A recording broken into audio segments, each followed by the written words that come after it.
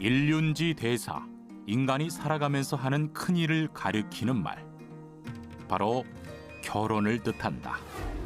혼인의 호는 남자가 저녁에 여자를 맞이하러 간다는 의미이고, 이는 여자의 집에서 중매쟁이를 통해 남자를 만나도록 시집에 보낸다는 의미다.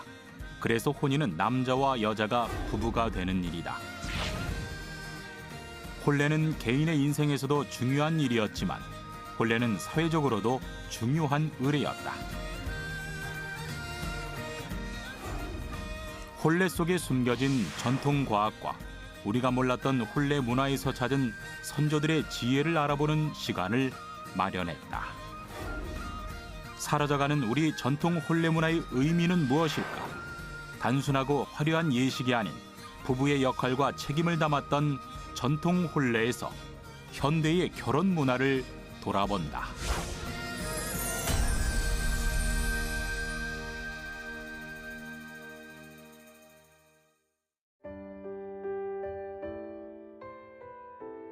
혼인은 가장 오래된 제도 중 하나다.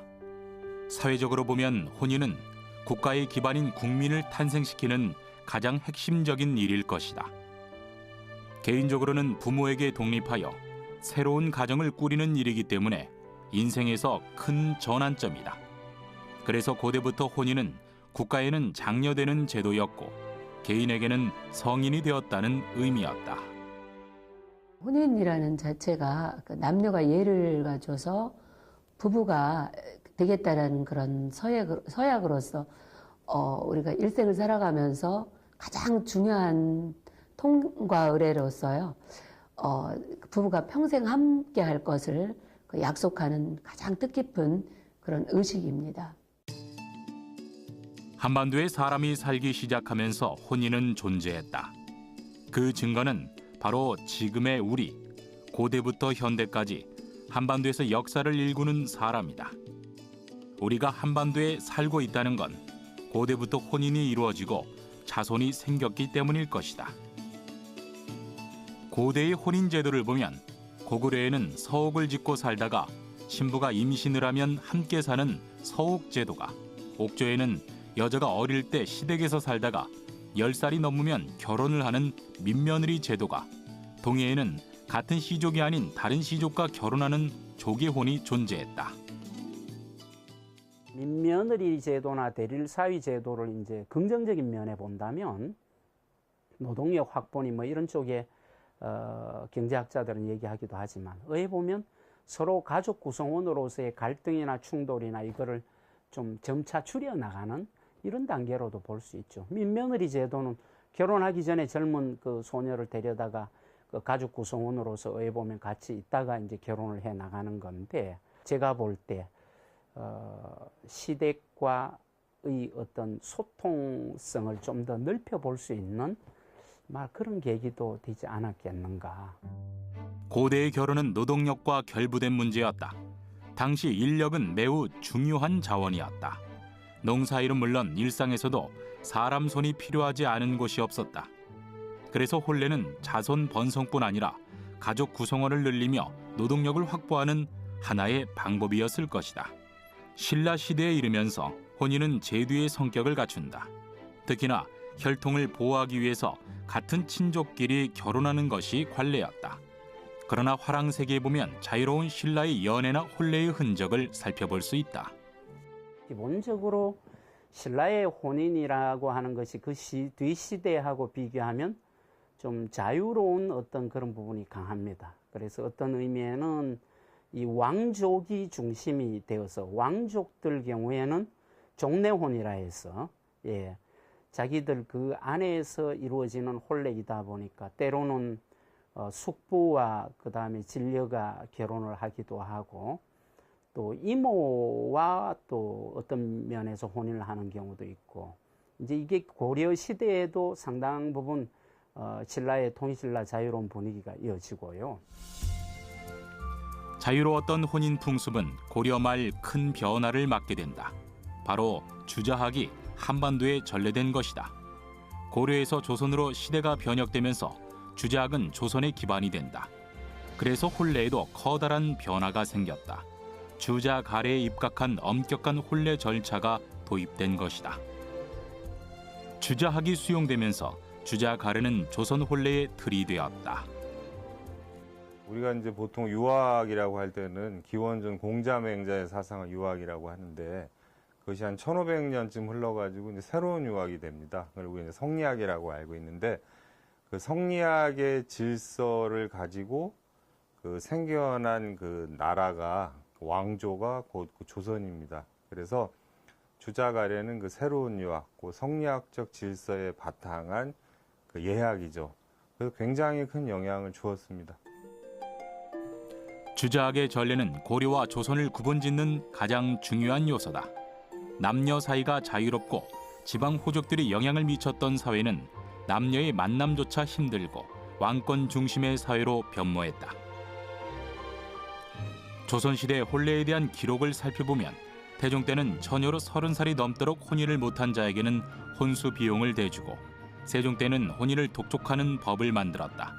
근대 고종 때에는 남녀의 조혼을 금하고 남자는 20살 이상, 여자는 16 이후 혼인을 하게 했다. 주자학이 중국에서 전래되었기 때문에 중국의 혼례도 조선과 같이 친형례를 기본으로 한다. 친형례란 신랑이 신부를 직접 맞이하여 혼례를 치르고 곧바로 남자 집에서 생활하는 혼인 제도다. 주자가래가 이제 중국 거이고 그 원론적인 얘기만을 해서 실천적인 걸 하면 당연히 이제 변형이 돼야 하는데 중국은 굉장히 그 가부장적이에요. 그 남성 중심이죠. 근데 이런 부분은 그 우리의 어떤 고대 문화 이런 것이 좀 여성 중심이라든지 그 신부 중심의 어떤 문화적인 것이었고 요것은 타협하거나 바뀌지를 않았습니다. 끝까지 이어져 있습니다. 일본에도 주자학이 전래되었지만 중국, 조선과는 혼례식의 양상이 전혀 다르다. 일본 특유의 불교 문화와 유교 문화가 혼재되어 일본만의 혼례식을 갖게 되었다.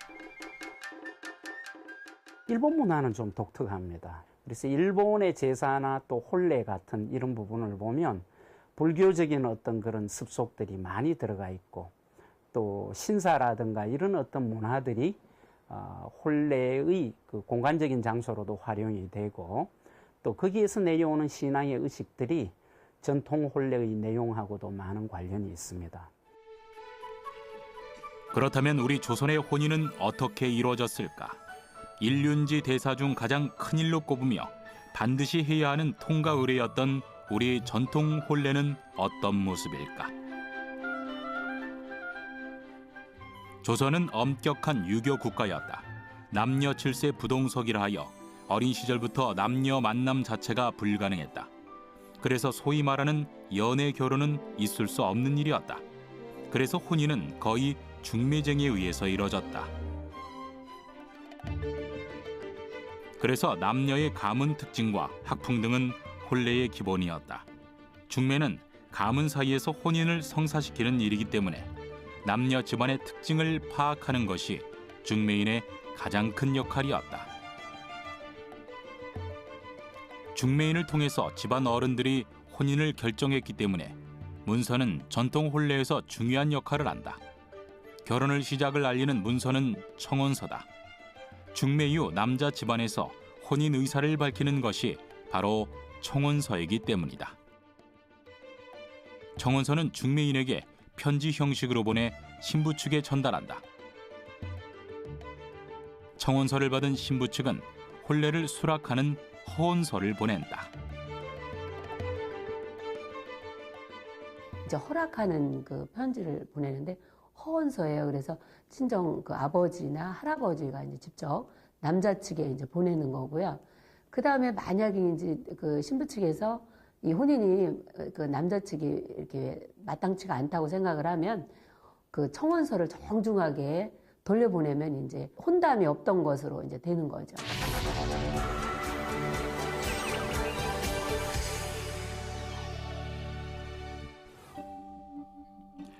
청혼서와 허언서가 오고 가면 혼례가 실제로 행해질 수 있을지 아니면 파혼될지 결정하는 중요한 의례가 있었다. 바로 사주를 주고받는 일이었다. 들어오시오. 사주는 혼인을 위해 신랑의 생년월일시를 적은 단자로 신부집으로 보내는 간지다. 김원술의 사주입니다. 따님의 사주와 합하여 혼인 날짜를 정하면 좋을 것 같습니다. 갑신, 월주는 신미, 일주는 기묘, 시주는 병신이라. 이 사주라는 것이 혼인에서 가장 중요한 것이 아니겠습니까? 가문끼리 만나도 궁합이라는 게 있으니 평생을 함께 해야 하는 일인데.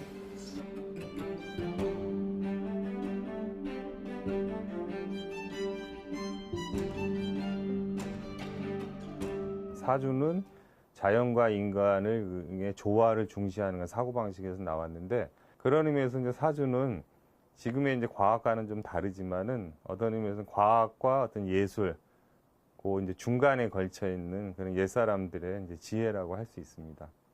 그래서 이 사주는 그 사람의 이제 고유한 그 성격이나 기질을 뜻합니다.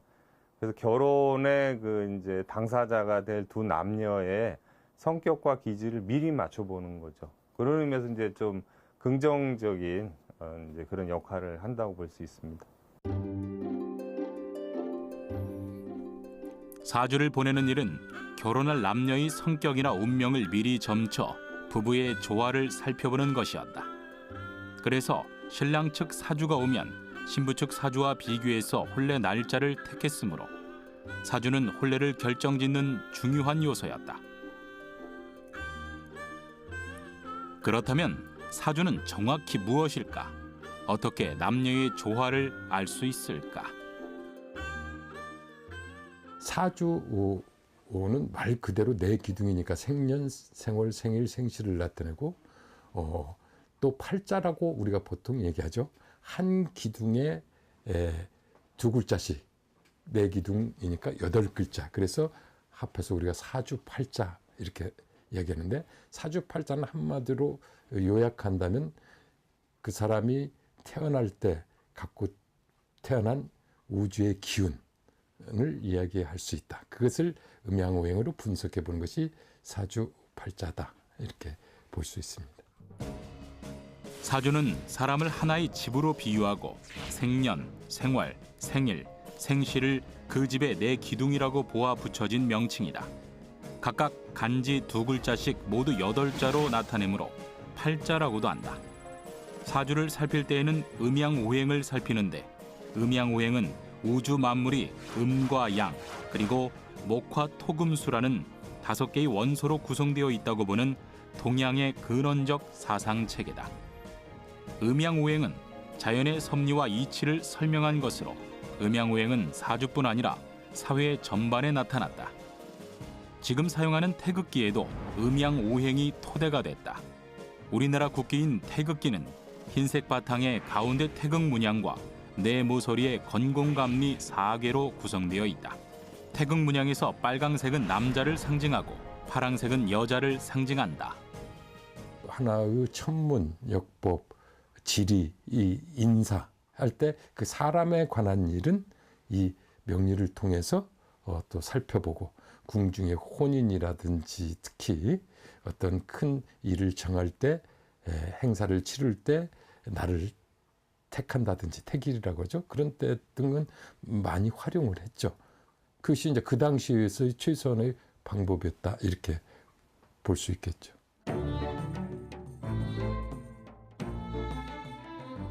사주 단자가 오고 가고 사주에서 혼인을 해도 무리가 없다고 판단이 되면 신부집에서는 납회와 전환 날짜를 택해서 보낸다.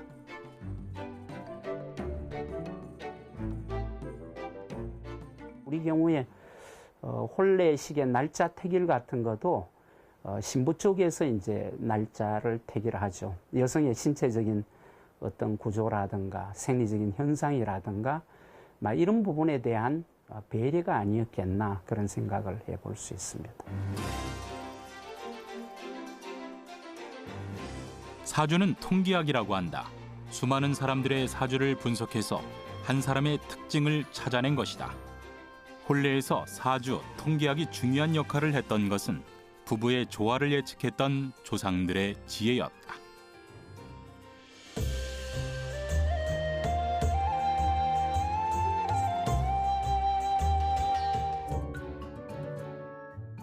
태길까지 모두 이루어지면 본격적인 혼례가 치러진다. 전통 혼례법은 친형례가 바탕이기 때문에 신부 집에서 혼례가 치러진다. 남자는 조랑말을 타고 처갓댁에 도착한다. 초행길이다. 청사초롱을 든 등롱잡이와 기러기를 나는 함을 맨 함지나비가 함께 간다. 혼례식은 해저무는 시간에 이루어졌다. 해저무는 시간은 음양이 교차하는 시간이기 때문에 혼례식은 해질녘에 이루어졌다. 여기서 혼례복을 살펴보기로 하자. 먼저 남자의 혼례복은 관복이다. 왕이나 백관이 평상시 직무 중에 입었던 옷이다. 관리들의 그 가장 평상시에 입을 수 있는 그 옷인 상복을 입게 했습니다. 그랬는데 그 상복은 옷의 색깔이 크게 차이가 지지 않았어요. 공복 같은 경우에는 뭐 1품, 2품, 3품 뭐 이런 직급에 따라서 크게 색깔이 구분이 되었는데 상복의 경우에는 모두 다 혈록색의 그 단령을 입게 됩니다. 또 혼례 때에는 그러한 모든 것이 다 어우러져 있는 관리들의 상복을 입을 수 있게 허락을 해주었습니다. 혼례 때 입은 신랑 관복은 대부분 집안에서 가장 높은 벼슬을 한 친척집에서 빌리거나 마을에서 준비한 것들을 빌려 입었다.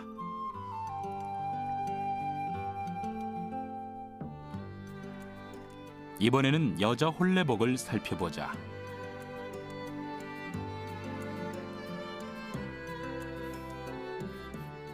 예나 지금이나 혼례식의 주인공은 신부였다. 그래서 신부의 옷은 화려했다. 여성 혼례복은 활복이었다. 공주 또는 옹주의 대례복이었다. 화려함은 자수로 표현되었다. 자수에는 여러 가지 꿈과 희망을 새겼다. 그 자수 문양이 화려하게 있는 거를 가만히 들여다보면 이 사람네들이 혼인을 함으로써 앞으로 누려야 되는 모든 복을 그 혼례복 안에 수를 놓아서 기원을 한 겁니다. 그래서 물안무늬가 있어서 부귀영화를 누리라는 기원을 담고요. 그다음에 연꽃을 넣었는데 그 연꽃을 넣은 것은 이 신부가 연꽃처럼 깨끗하고 정갈한 사람이라는 그런 의미도 있고요. 그다음에 나비 문양이 있는데 나비가 그 나비의 날개를 접으면 이렇게 두 개가 접혀지잖아요. 그래서 부부간에 금실이 좋아라 하는 그런 기원도 담았고요. 봉황이나 새를 새길 때에는 9마리만 넣었다. 자손 번성을 하라는 의미였다.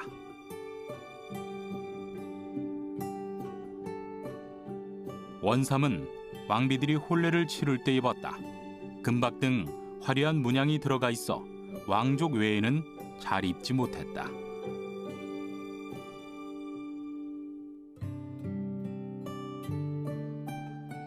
조선시대 여성 혼인복의 상징 중 하나인 족두리. 족두리는 머리에 쓰는 관으로 소궁황이라던가 옥등으로 떨개 종류를 장식해서 만든 족두리와 아무 장식이 없는 민무늬 족두리가 있다.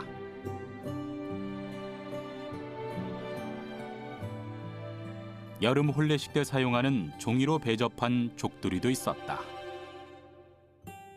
중국 사람들이 우리나라를 동방예의지기라고 부른 것은요, 의관을 갖췄기 때문이라고 합니다. 의관은 옷만 갖추는 게 아니라 머리에 쓰개 종류까지 갖춘 경우에 의관이라고 합니다. 우리 남성들과 마찬가지로 족두리라든가 아니면 화관이라고 하는 여성들의 머리 쓰개를 하는 거가 화롯이라든가 예복을 입었을 때 정식으로 갖춰야 되는 예모라고 보시면 됩니다. 연지곤지는 신부의 볼이나 이마에 찍는 분홍색 둥근 점이다. 혼례식 화장법으로 그 기원을 삼국시대에서 찾을 수 있다고 한다. 우리나라 고대의 그 고구려 고분벽화에 보면은 여성들의 화장법에 연지곤지가 나옵니다. 그리고 볼타치도 하고 이마에다가 점을 찍기도 하고 때로는 이마에다가 꽃무늬를 넣기도 하고 뭐 이랬던 화장법들이 있었거든요. 그래서 예전에 우리나라 고대 여성들의 그 화장법의 그 유습이 아닐까 합니다. 관복도 조선 중기까지는 반가에서만 입을 수 있는 혼례복이었다. 그러나 조선 말기 평민들도 혼례복을 입을 수 있었다. 경사스러운 날 임금의 배려라고 했지만 신분제도가 점점 무너짐을 보여주는 혼례식이다. 예식은 대례 절차에 따라 신랑이 전한상에 기러기를 놓고 절하는 전한례를 시작으로 신랑 신부가 마주보고 절하는 교배례. 특히나 기러기는 혼례식에서 중요한 역할을 한다. 이를 놓고 천지신명한테 맹세를 해. 내가 이 여자를 아내로 맞이해서 이 기러기와 마찬가지로 평생 동안 마음을 바꾸지 않겠다. 절대로 남딴 여자를 생각한다든가 이 여자를 버린다든가 하지 않겠다는 걸 맹세를 하는 거예요. 그게 바로 기러기로 상에 놓고 하늘을 보고 절 2번 하는. 기러기는 우리 선조들이 지조의 동물로 생각했다. 평생 한 사람과 혼례가 이어지길 바라는 마음이었다. 그리고 기러기는 또 다른 혼례 풍습과 연관이 있다. 기러기를 통해 혼례를 치르는 부부의 자식 성별을 점친 것이다. 장모가 신랑이 가지고 온 기러기를 던져서 똑바로 서면 아들, 옆으로 넘어지면 딸이라는 풍습이 있었다. 전한례 이후 신랑과 신부가 맞절을 한다. 신랑과 신부가 마주보고 혼례식이 거행된다. 천지신명께 서약하는 서천지례, 배우자에게 서약하는 서배오례, 마지막으로 술잔을 주고받는 합금례 순으로 진행된다. 합금례에는 남녀 평등 사상이 깃들여 있다. 혼인이라는 자체가 남녀 몸을 합해서 이제 부부가 되면 이제 남자가 높아지면 여자도 같이 따라서 높아지고 남자가 낮아지면은 여자도 같이 낮아져요. 그러니까 남녀 그 평등이 이제 이루어지는 거죠. 그다음에 남편이 어떤 지위가 올라가면은 그 이제 자위를 받았죠. 그래서 뭐 정경부인, 뭐 그 정부인 뭐 이런 것도 받고, 그리고 굉장히 남녀 큰 부인에 대해서 이렇게 인정을 해줘가지고 적서 차별을 굉장히 뒀잖아요. 특히나 합근 지례 때에는 신랑과 신부가 표주박에 술을 마시는데 한 개의 표주박은 반으로 나눠서 술잔으로 이용한다.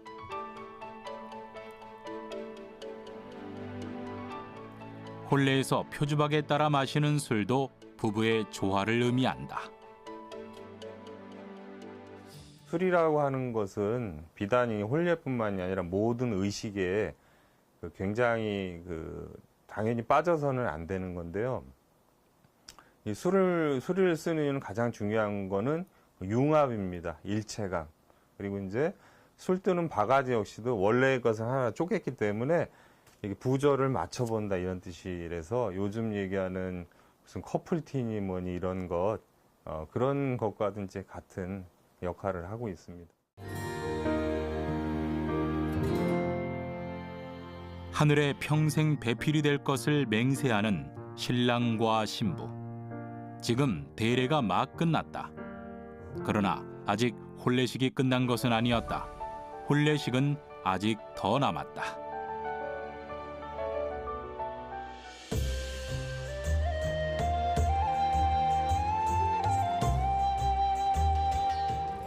혼례하면 빠질 수 없는 것, 바로 잔치 음식이다. 가장 큰 경사인 만큼 음식 준비도 정성과 노력을 쏟아부었다. 현대 결혼식에서 남은 전통 혼례 문화는 패백 문화다. 패백은 사실 혼례식을 마친 후 신부가 시부모님께 정식으로 인사 올리는 예식이다. 패백은 원래는 혼례식 이후 최소 3일 이후 수십 년 후에 진행되는 것인데 현대에서는 결혼식 후 바로 이루어지고 있다. 이곳은 패백 음식 만드는 법을 배우는 곳이다. 음식 하나하나에 의미와 정성을 담는 패백 음식. 그런 만큼 한 가지를 만들더라도 까다롭고 복잡한 절차가 있었다. 참 지혜로운 게 그 대추 나무를 보면 대추가 열매 하나하나에 씨가 달려있고 대추는 바람이 많이 불어도 그 열매가 떨어지지 않는데요. 그래서 그게 절개라든지 그리고 씨가 하나씩 다 있기 때문에 그 자손을 번식할 수 있는 그런 능력이 있고 또 밤 같은 경우도 밤 안에 또 이렇게 그 솔 안에 밤이 또 되게 꽉 차 있잖아요. 그것도 역시 자손을 번창하기 때문에 그런 열매 하나를 보면서 어떻게 그렇게 과학적인 건 아니지만 그거를 의미를 그렇게 부여하는지. 육포와 엿을 올리기도 했는데 육포는 며느리 흉을 감싸달라는 의미를 담았고 엿은 신랑과 신부의 사이를 의미하기도 하지만 말의 무거움을 새기는 뜻도 담았다. 특히 닭은 혼례식 상과 패백상에도 올랐는데 혼례의 의미를 담은 동물이었다. 닭을 드리는 의미 또한 새벽을 알리는 저희 첫 동물인 거잖아요. 그래서 그런 의미가 부지런하게 살라는 의미가 담고 있듯이 그렇게 음식에 대한 깊은 뜻을 이렇게 심어뒀다라는 게 참 그 지혜롭지 않나 그런 생각이 좀 들어요. 패백 음식은 지역 색깔을 반영하고 가문의 위상을 보여주기도 했다. 그래서 어느 음식보다 화려하고 정갈했다. 혼례식이 이루어지는 신부 신랑 앞에 놓인 초래상은 소나무와 대나무가 올라가는 것이 특징이다. 소나무와 대나무는 유교 사회의 단면을 보여주는 장식이다. 신랑 신부가 이렇게 서로 인사를 나누는 자리가 초래상이라고 하는데 새롭게 시작하는 부부의 보통 절개를 의미해요. 가지들이 이렇게 많이 뻗어 있는 그 절개를 의미하고 또 신랑 신부의 새로운 희망에 좀 더 서로를 이제 안정화되고 서로 이렇게 그 신랑과 신부의 의무를 다하자는 의미에서 가장 큰 뜻은 이제 절개를 포함하고 있다라고 말씀드릴 수 있어요.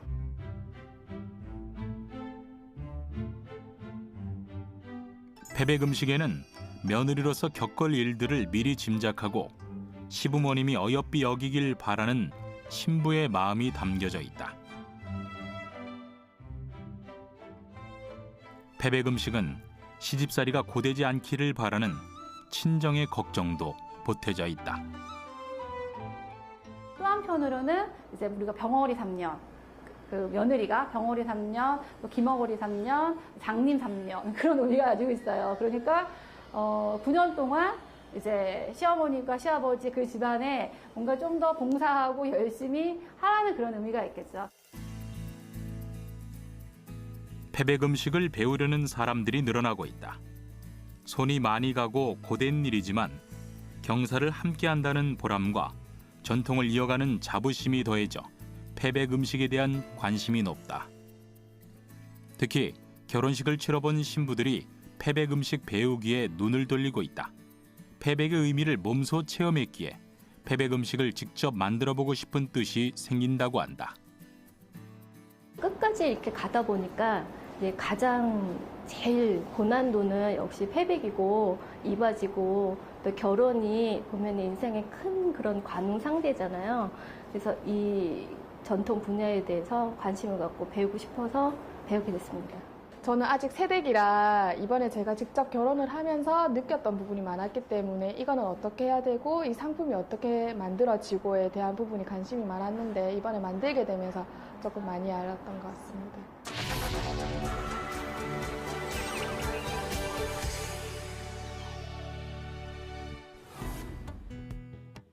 음식을 시댁이나 친정에 보낼 때 우리 조상들은 보자기에 싸매어서 보냈다.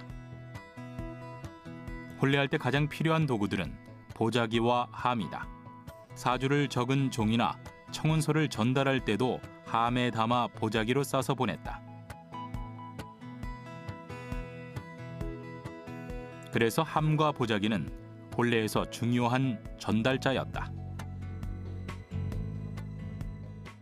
보자기와 함의 중요성을 알 수 있는 이색적인 전시가 열렸다. 왕실에서 혼례나 무역 혹은 하사품에 쓰인 포장에 관한 전시다. 보자기를 묶는 방법에 따라서 안에 담은 물건이 달랐다. 왕실의 위엄과 권위에도 포장에 담겼다. 왕실에서는 포장을 담당하는 기관이 따로 존재했다. 왕실의 물건을 포장하는 일을 담당했던 관청은 상의원이라는 관청입니다. 상의원은 조선왕실의 여러 물품들을 제작하고 이것을 관리하는 역할을 맡은 관청이었는데요. 이에 따라서 물품을 포장하는 여러 가지 용품들을 제작하고 관리하는 것 또한 상의원에서 담당하였습니다. 특히나 왕실 결혼식 때 붉은색 보자기는 혼례를 상징했다. 곤룡포와 같은 색으로 폐물이나 문서를 전달할 때 붉은색 보자기를 사용했다. 붉은색은 조선 왕의 상징이기도 하다. 왕실의 보자기를 싸는 방식이라든지 그리고 그 민간에서 보자기를 포장하는 방식이 특히 다르지는 않은데요. 다만 어보나 어책을 포장하는 경우에는 보자기로 한 번 싸고 영자라고 하는 술이 달린 끈으로 한 번 더 싸는 방식이 민간의 포장 방식과는 조금 달랐습니다. 우리 전통 문화에서 보자기는 일부분을 차지하고 있다. 비단 물건을 포장하는 일뿐만 아니라 중요한 물건을 저장하는 일, 장식품, 생활용품이 되기도 했다. 보자기의 역할은 다양하기 때문에 조선의 혼례 문화뿐 아니라 사회 전반에 나타났기 때문에 조선 문화를 보자기의 문화라고도 칭한다. 보자기를 포장하는 방법은 간단해 보이지만 숙련 기간이 필요하다. 전달해야 하는 물건이나 보관해야 하는 형태에 따라 보자기 재질부터 달라졌다. 특히 혼례를 할 때는 보자기 색깔을 중요하게 생각했다. 음양오행을 기본으로 하여 붉은색과 파란색이 조화를 이루게 했다. 현대의 결혼식에서도 보자기 색깔과 모양을 중요시한다. 현대에는 고무줄을 이용해서 꽃 모양을 만드는 기술도 탄생했다. 혼례 음식을 포장하는 것은 전통색을 여전히 따르고 있다.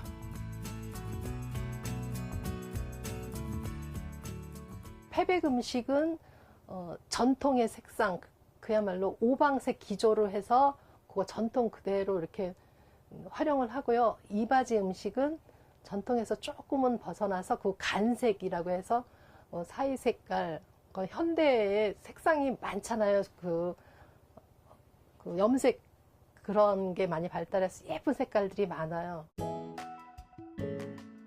보자기를 묶어 물건을 운반하는 것은 더 많은 물건을 안전하고 예쁘게 전달하기 위해서였다. 보자기를 사용함으로써 예절을 갖추었다. 보자기의 재질은 용도에 따라 달랐다.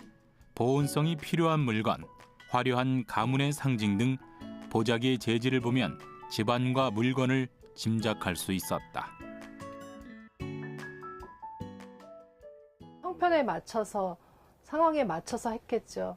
뭐 일반 민가에서는 뭐 구하기가 쉬운 뭐 면이나 마 같은 거, 지풀 뭐 이런 거, 종이 이런 걸로 포장을 했고, 반가 같은 생활이 넉넉한 사람들은 뭐 경우에 따라서 견 같은 거 좋은 상품에 보자기를 사용해서도 했던 것으로 알고 있어요.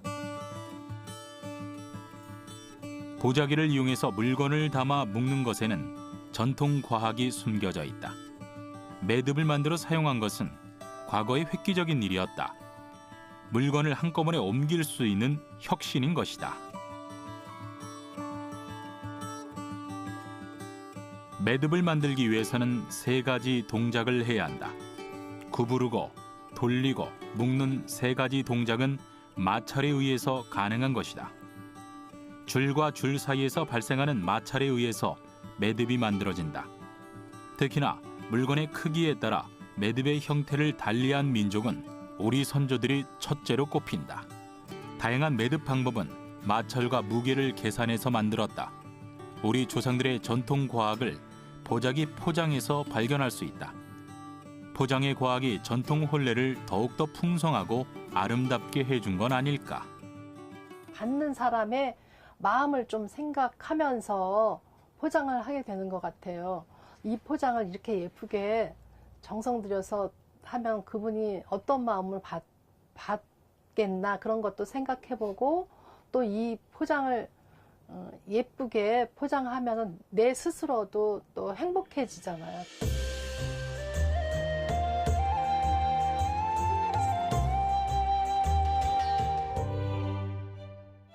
신사임당은 혼례식 후 친정에서 생활했다. 아이를 셋을 낳을 동안 그녀는 시댁에 돌아가지 않았다.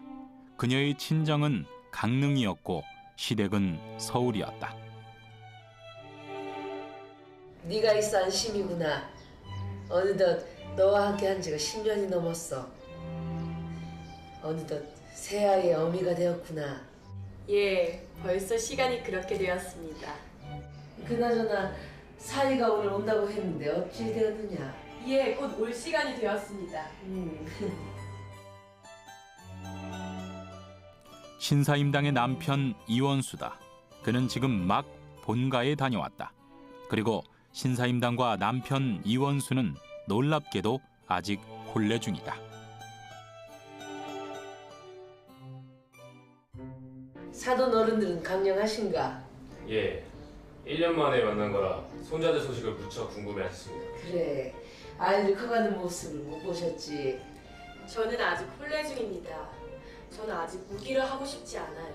그래도 처가 영지 10년이 지났는데 저는 당신이 과거에 급제할 때까지 여기 있겠습니다.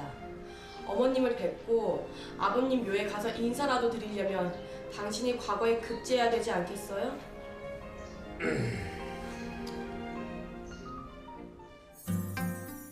신사임당이 우기를 한 것은 혼례식을 올린 지 20년이 지나서였다. 우기란 신랑이 신부를 데리고 시댁으로 가는 것이다. 조선시대 우기를 하기까지는 3일에서 수십 년이 걸렸다. 그 기간은 점점 짧아져서 3일로 정해지기도 했다. 처가댁의 힘이 점점 커지는 것을 두려워한 성리학자들이 정한 것이었다. 시댁에 갈 때는 신부는 꽃가마를 타고 갔다. 친정과의 이별이다. 혼례식 하는 첫날 아침에 신랑이 신부 집으로 가서 말을 타고 가서 혼례식을 올립니다. 그리고 신랑은 신부 집에서 수년간 살게 되죠.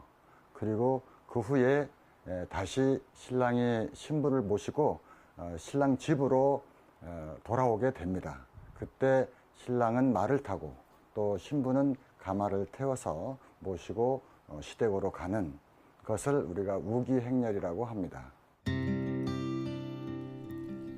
신부의 가마에는 그녀가 이제 시댁으로 돌아가서 새롭게 시작되는 인생이 각인되어져 있다. 혼례복만큼이나 화려한 신부의 꽃가마는 부귀 영화를 꿈꾸고 자손 번성을 담았으며, 그리고 가마가 유난히 좁았는데 좁은 이유는 일생에 힘든 날들이 생기더라도 인내하라는 의미를 담아 좁게 만든 것이다.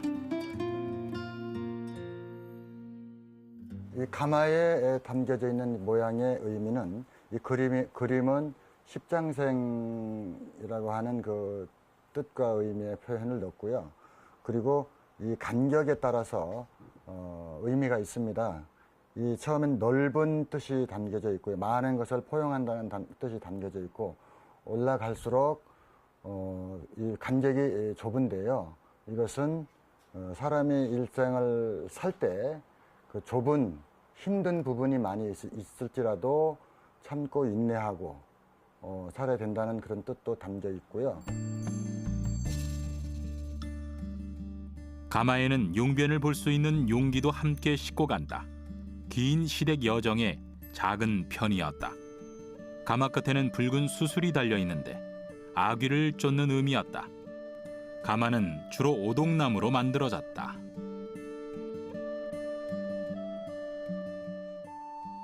우리의 전통 가마를 제작하는 데 있어서 주로 사용했던 나무는 오동나무를 사용을 하였습니다. 그것은 첫째 무게가 가벼워야 되고, 그다음 변질이 잘 안 되고 오래 사용할 수 있다라고 하는 오동나무의 특징이 있고요. 가마는 사람들이 직접 운반하기 때문에 가벼워야 했다. 그리고 사람이 탔기 때문에 안전해야 했다. 그래서 가마의 재질은 중요했다. 오동나무는 악기의 재료가 되기도 했다. 시댁에 가까워올 때쯤 시댁 쪽 젊은 가마꾼들이 나와 가마를 이어받는다. 현구 고래 시댁 어른들께 인사를 드린다. 패백 음식을 대접한다. 그리고 3일 후 신랑과 신부는 술과 덕을 빚어 친정에 다녀오는데 이를 근친이라고 한다. 거의 대부분 우기에서 혼례식은 종료된다.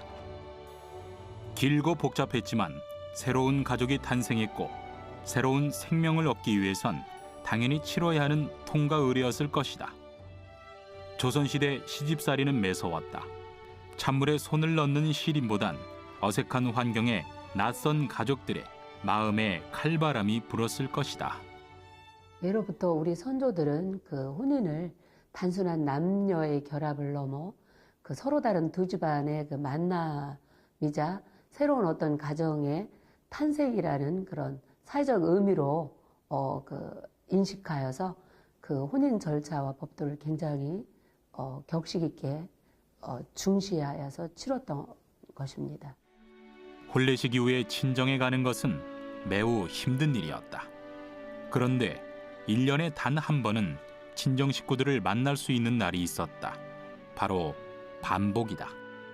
중로상봉이라고 하는 반복이는 시댁과 친정의 중간 지점에서 친정 엄마와 딸이 만나는 일을 말한다. 하도 보고 싶어 반복이를 허락받아 이내 몸이 절반 길을 가고 친정엄의 절반을 오시어 중간에 복바위에서 눈물 콧물 다 흘리며 엄마 울엄마야 날 보내고 어이 살았노. 딸아 연지 딸아 밥 못 먹고 잠 못 자고 살았구나. 그 못 갔던 두 손이 갈고리가 되었구나. 그렇게 짧은 만남은 끝나고 시댁으로 돌아갔다. 딸에서 며느리가 되는 순간이다. 전통 혼례에는 평등 사상과 여성 존중이 있었다. 함께 술을 마시고 혼례의 기간을 길게 잡은 것은 부부 평등의 모습을 실현하기 위해 노력하는 예식이었던 것이다. 혼례가 개인의 사랑으로 시작되지는 않았지만 사랑으로 실현되기 위해서 중매부터 우기까지 수십 날의 시간을 함께 한 것인지 모른다. 전통 혼례를 통해서 다시 한번 지금의 우리 결혼식을 되돌아보는 건 어떨까?